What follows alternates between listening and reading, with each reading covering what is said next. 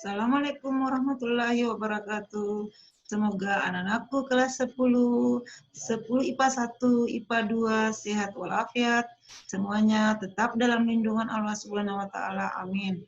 Jadi pada kesempatan kali ini kita akan kembali belajar kimia dengan materi yang baru, yaitu struktur atom dan sistem periodik. Ya. Sebelum kita belajar, mari kita ucapkan Bismillahirrahmanirrahim. Semoga kalian diberikan kemudahan dalam mempelajari materi struktur atom dan sistem periodik. Ya, kita lihat materinya. Saya share-kan. Oke, slideshow. Ya, ini profil ibu ya. Bisa dilihat. Oke, ya. Jadi kompetensi dasar. Kompetensi dasar yaitu memahami struktur atom berdasarkan teori atom Bohr, sifat-sifat unsur, massa atom relatif, dan sifat-sifat periodik unsur dalam tabel periodik, serta menyadari keteraturan melalui pemahaman konfigurasi elektron. Kemudian, indikator pencapaian yang perlu kalian pahami, ini ada 5. Yang pertama, menjelaskan perkembangan sistem periodik unsur, menjelaskan perkembangan struktur atom, menentukan struktur atom berdasarkan nomor atom dan massa atom, mengklasifikasikan atom ke dalam isotop, isobar, dan isoton. Terakhir, menentukan konfigurasi elektron dan elektron valensi. Ya, ini materinya struktur atom dan sistem periodik unsur. Nah, materi yang pertama, teori atom dan perkembangan model atom. Nah, ini teori atom dan perkembangan atom, apa model atom, kalian sudah pelajari pekan yang lalu ya. Nah, lanjut, struktur atom, tanda atom, konfigurasi elektron berdasarkan kulit atom yang dikenal dengan nama model atom Niels Bohr. Nah, teori atom mekanika kuantum dan sistem periodik unsur. Lanjut, ya. Teori atom pertama kali dikemukakan oleh Demokritus, kemudian Dalton, Thomson, Rutherford, Bohr, dan terakhir mekanika kuantum. Jadi teori atom mekanika kuantum ini yang diyakini kebenarannya sampai sekarang. Oke, nah kita lihat Demokritus apa yang dikemukakan. Jadi Demokritus di sini mengatakan bahwa semua materi tersusun dari partikel kecil yang tidak dapat terbagi lagi yang disebut dengan nama atomos. Ya, kemudian kita lihat teori atom Dalton ya. Jadi Dalton di sini mengibaratkan atau menggambarkan model atomnya sebagai bola pejar. Itu bola pejar. Ya, di sini ada 5 postulat yang dikemukakan oleh Dalton. Yang pertama, unsur terdiri dari partikel kecil dan tidak dapat dibagi lagi yang disebut dengan atom ya. Kemudian atom itu tidak dapat diciptakan dan dimusnahkan. Atom-atom dari suatu unsur adalah identik dan senyawa terbentuk dari penggabungan atom dari 2 jenis unsur lebih dengan perbandingan tertentu. Nah, cuma di sini masih ada kelemahan dari atom Dalton karena belum bisa menjelaskan perbedaan antara atom yang satu dengan yang lainnya ya. Jadi masih bersifat umum. Nah, kemudian muncul teori selanjutnya berikutnya. Nah, teori atom Thomson. Nah, teori atom Thomson di sini, jadi Thomson di sini menggunakan percobaan sinar katoda. Nah, di sini ditemukan partikel bermuatan negatif yang kemudian dinamakan dengan nama elektron. Ya, jadi Thomson mengatakan bahwa atom itu merupakan bola pejar yang bermuatan positif. Ya, di dalam atom tersebar elektron seperti kismis dalam roti kismis. Ya, atom tidak bermuatan netral. Jadi ini model atom Thomson mengibaratkan model atomnya seperti roti ya, kismis dalam roti kismis. Jadi kismisnya itu diberatkan sebagai elektron yang bermuatan negatif, ya rotinya di sini bermuatan positif. Atau kadang juga diberatkan sebagai semangka, ya semangka yang ada biji hitamnya itu diberatkan sebagai elektron yang bermuatan negatif, semangkanya bermuatan positif. Ya, cuman kelemahan dari atom Thomson di sini tidak bisa menjelaskan adanya inti atom. Makanya muncul untuk menyempurnakan teori atom Thomson ini muncul teori atom Rutherford. Nah, di sini Rutherford menggunakan sinar alfa ya, sumber sinar alfa dengan ini lempeng emas ya yang ditumpuk. Jadi ini percobaan Rutherford, ini lempeng emas, sinar alfa. Nah, ternyata dari percobaan ini setelah sinar alfa diarahkan dengan tumpukan lempeng emas, ada 3 jenis sinar yang dihasilkan. Ya, jadi pertama kita lihat kalau sinarnya di sini agak jauh dari ini diibaratkan inti atomnya tanda positif, agak jauh dari inti atom, sinarnya akan lurus saja, ya, seakan tidak ada hambatan, rintangan. Tetapi kalau misalnya sinarnya agak mendekati inti atom, maka sinar ini akan berbelok. Nah, tetapi kalau sinarnya itu pas kena dengan inti atom, maka sinarnya akan dipantulkan.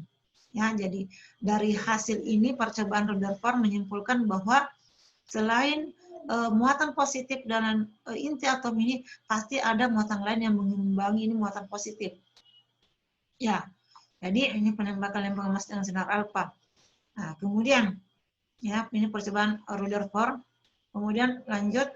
Nah, Rutherford mengatakan bahwa atom itu tersusun dari inti atom, ya, proton itu tadi yang bermuatan positif dan neutron, ya, bermuatan positif dan elektron bermuatan negatif mengelilingi inti. Nah, sebagian besar volume atom merupakan ruang kosong. Jadi inti atom ini selain bermuatan positif, nah, menurut Rutherford ada muatan ada partikel lain yang tidak bermuatan. Elektron tempatnya di sini di luar mengelilingi inti atom, ya, mengelilingi inti atom. Cuma kelemahan dari Rutherford di sini belum mampu menjelaskan di mana letak elektron dan cara rotasinya. Makanya muncul teori atom Bohr untuk menyempurnakan teori atom Rutherford. Ya, kira-kira seperti ini model atom Bohr ya. Jadi model atom Bohr di sini. Ya, jadi elektron mengelilingi inti atom pada lintasan tertentu yang stasioner yang disebut kulit. Ya, jadi ini kulit paling dekat dengan inti atom namanya kulit, ini kulit K.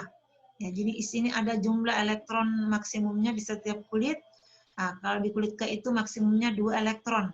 Kalau di kulit ini kulit kedua, kulit L namanya, maksimum elektronnya 8. Ya, kulit M 18. Jadi angka-angka ini 2, 8, 18 yang didapat dari rumus umum 2N pangkat 2. Jadi kalau misalnya lanjut ini kulit yang keempat, berarti setelah M kan N. Nah, jumlah elektron maksimumnya 2 kali 4 pangkat 2. Berarti kulit N itu maksimumnya 32. Nah, kalau misalnya dilanjutkan lagi KLMN berarti setelah N O. Nah, jumlah elektron maksimum pada kulit O adalah 2 kali 5 pangkat 2, berarti jumlah maksimumnya pada kulit O itu sama dengan 50. Ya. Oke. Nah, jadi ini elektron dapat berpindah lintasan apabila menyerap atau memancarkan energi. Ya. Nah, ini. Ya. Jadi itu tadi penjelasan mengenai teori atom Bohr ya. Jadi sebenarnya ini masih ada teori atom Bohr. Setelah teori atom Bohr maka disempurnakan dengan munculnya teori atom mekanika kuantum ya, yang diyakini kebenarannya sampai sekarang. Nah, kita bahas ini mengenai struktur atomnya, pembagiannya. Jadi struktur atom itu ada 2, elektron dan inti atom. Ya, inti atom ada 2, proton dan neutron. Artinya di dalam inti atom itu ada 2 partikelnya, proton dan neutron. Nah, ini kita lihat tabelnya. Ya, jadi elektron itu bermuatan negatif, proton positif, neutron tidak bermuatan atau netral. Nah, ini penemunya. Ya, elektron Thomson, Goldstein, James Chadwick. Oke, lanjut. Ya, ini untuk menentukan tanda atom ya, atau lambang atom. Jadi kalau misalnya kalian lihat seperti ini modelnya, Ya, jadi biasanya unsur atau atom itu diibaratkan seperti ini, dituliskan seperti ini. Angka yang ada di atas itu ya namanya nomor massa atau lambangnya A ya. Kemudian angka yang ada di sudut kiri bawah ini adalah nomor atom atau lambangnya Z. Ya, jadi kalau misalnya kalian temukan lambangnya seperti ini ya, mana? Ya, jadi sebentar. Ini itu penjelasannya nomor. Nah, jadi saya jelaskan dulu ini mengenai nomor atom ya. Jadi nomor atom itu tidak bermuatan listrik atau netral, maka jumlah muatan positif sama dengan jumlah muatan negatif. Ya, jadi ini. Jadi kalau misalnya set itu rumusnya jumlah proton sama dengan jumlah elektron. Oke. Nah, kemudian nomor massa. Atom itu terdiri atas proton, neutron, dan elektron. Maka untuk menentukan massa atomnya berarti massa P proton, massa neutron ditambah dengan massa elektron. Nah, ini kalau misalnya massa elektron dianggap kecil ya, lebih kecil dari massa proton dan massa neutron, maka bisa diabaikan massa elektron. Ya. Nomor massa atau lambangnya tadi A itu sama dengan jumlah proton ditambah dengan jumlah neutron. Nah, bisa lihat contohnya ini. Ini contohnya. Jadi kalau misalnya kalian temukan lambang seperti ini lambang unsur Na, natrium. Ya, tertulis angka di atasnya ini 23, berarti nomor massa dari Na ini 23. Angka di bawah, kiri bawah 11, berarti nomor atomnya 11. Nah, bagaimana caranya menentukan partikel penyusun atom? Nah, kalau modelnya seperti ini. Ya, jadi kalau protonnya, menentukan protonnya, tinggal dilihat ini. Berapa angka di sudut kiri bawah, itulah jumlah protonnya. Ingat, ini namanya atom netral. Ya, atom netral menentukan proton dan elektron itu sama. Tinggal dilihat angka paling bawah. Atau rumusnya tadi, nomor atom sama dengan proton sama dengan elektron. Ya, menentukan neutronnya, nah di sini nomor massa dikurang nomor atom, sama dengan 12 ya. Nah, bedanya dikatakan atom netral dengan ion. Ini dilihat, kalau misalnya tidak ada angka di sudut kanan atas, berarti namanya atom netral.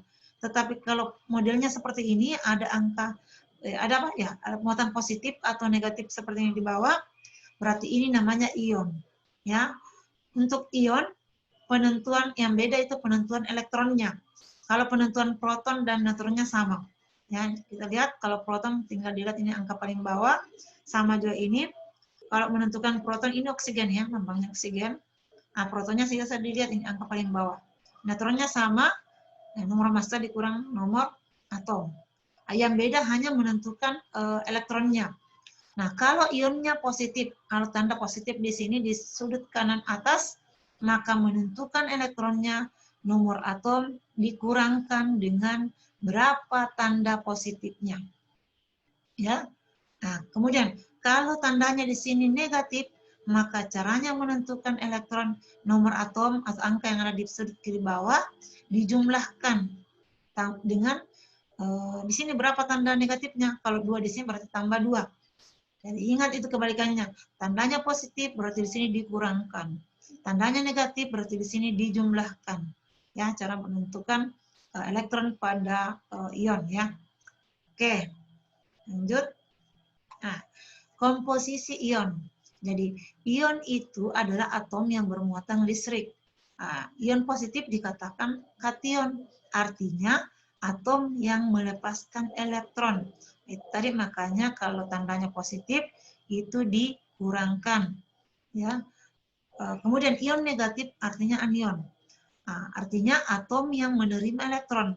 Makanya tadi kalau tandanya negatif, atom itu jumlah elektronnya dijumlahkan. Oke, nah berdasarkan nomor atom dan nomor massa, atom dibagi menjadi 3 ya. Jadi ada namanya isotop. Nah, isotop itu artinya unsur dengan zat sama dan A berbeda. Ya, jadi lihat di sini ini contoh dari isotop sama yang ada sama angka yang ada di sudut kiri bawah. Atau bisa dikatakan nomor atomnya sama ya, nomor massa beda. Nah, kemudian isobar. Isobar itu kebalikan dari isotop. Isobar unsur dengan zat berbeda dan A yang sama. Bisa kalian lihat contohnya. Ini antara kalium dan argonnya. Ini angka di atasnya ini sama 40-40. Di bawahnya beda. Berarti ini namanya isobar karena sama nomor masanya. Kemudian yang ketiga isoton. Isoton itu unsur dengan jumlah neutron yang sama. Ada contohnya, misalnya ini ya, Mg dengan Na. Kalau dilihat di sini tidak ada angka yang sama. Tetapi kalau dikurangkan antara ini, ya 24 dengan 12 itu akan didapat hasil yang sama. Ya, artinya sama jumlah neutronnya ya. Jadi kalau antara Mg dengan Na ini dinamakan isoton. Oke. Nah, sekarang itu tadi untuk evaluasi buat kalian semua. Kalian bisa kerjakan ini di buku tugas, latihan soalnya. Jadi yang pertama, tuliskan lambang atom unsur yang memiliki nomor massa 52 dan nomor atom 24. Yang kedua, hitunglah jumlah proton, elektron, neutron dari spesies berikut. Jadi A ini kalium, Fe besi, barium, sulfur ya. Jadi ini atom netral, ini A, B, C, dan D ion. Oke, yang ketiga, berikut ini terdapat beberapa lambang atom unsur. Nah, jadi sebutkan atau tuliskan pasangan yang termasuk isotop, isobar, dan isoton. Ya, jadi itu ya. Jadi sekian materi untuk hari ini. Mudah-mudahan bisa dipahami. Kalau ada yang kurang jelas bisa ditanyakan. Mudah-mudahan bisa bermanfaat buat kalian semua. Sekian. Assalamualaikum warahmatullahi wabarakatuh.